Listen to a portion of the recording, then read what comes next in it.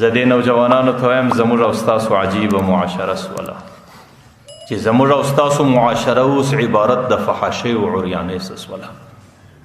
که په هر ځای کې که په هر ماحول کې که په هر محفل کې نو بیا انسان د هغې فحاشه او عریان او نیم برهنه تصویرو او د دې حالاتو د دې سزا نشي کتلی.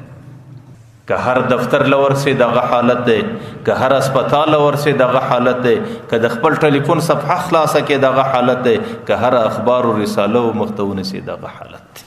نو زه دا وایم چې دې وخت کې دغه دوې سترګې بېجله و پرېښول او دا نه راګرځول او دا پر هر شي باندې پر هر څه باندې په دې باندې نظر کول، په الله قسم د ګناهونو تخم په دې سینه کې کرل دي چې سړی دا خپلې سترګې په دې اوس معاشره کې ازادې پرېږدي، نه د ټلیفونه سره ګرځي، نه د اخبار سره ګرځي، نه د نامحرمې زنانې سره ګرځي، نه د غلط تصویر سره ګرځي.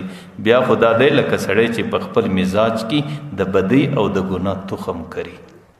لکه محققینو دا لیکلي دي چې بدنظري او د نظر نه کنټرولول په معاشره کې د الخبائث دی، د ټولو خبائثو بنیاد دغه دی.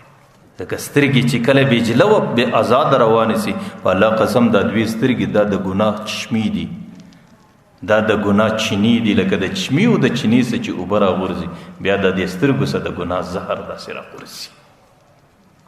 ځکه دا د اسلام حسن دی او دا د اسلام خوبي ده چې په اول قدم باندې د ټولو ګناهو بنیاد الله تعالی د انسانانو ته وایي قل للمؤمنین یغضوا من ابصارهم.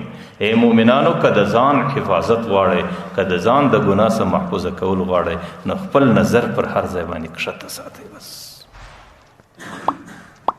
پیغمبر علیه الصلاة والسلام قریشو ته نصیحت کوي یا معاشر شباب قریشین، اے د قریشو د نوجوانانو ډلې، احفظوا فروجکم، د خپلو شرمګاهونو حفاظت کوئ. شرمګاه د څه څه محفوظوئ؟ ولا تزنوا، زنا چې در څه ونس. الا من حفظ فرجه فله الجنه. پیغمبر علیه السلام ورته زما یو خبره واورئ چې کوم چا خپله شرمګاه د زنا څه وساتله، الله تعالی د هغې دپاره جنت ټاکلی دی. او د زنا ابتدا د کومه ځای څخه کېږي؟ د زنا ابتدا د بدنظرۍ څخه کول کېږي. چې کله د انسان په مزاج کې بدنظرۍ څخه حفاظت نه وي، هغې قرار ځي اخر چې د زنا موقع ورته میسر ورته اسانه سي، بیا پر هغې باندې صرفه نه لري. پیغمبر علیه الصلاة والسلام فرمایي، حدیث قدسی را نقل کی، الله تعالی څه ورته وایي؟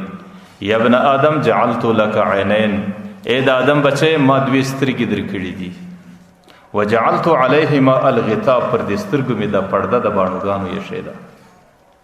فانظر بعینیک ما احللته لک، په سترګو باندې هغه شي ته ګوره چې کوم شی الله تعالی درته حلال کړی دی، درته روا کړی دی.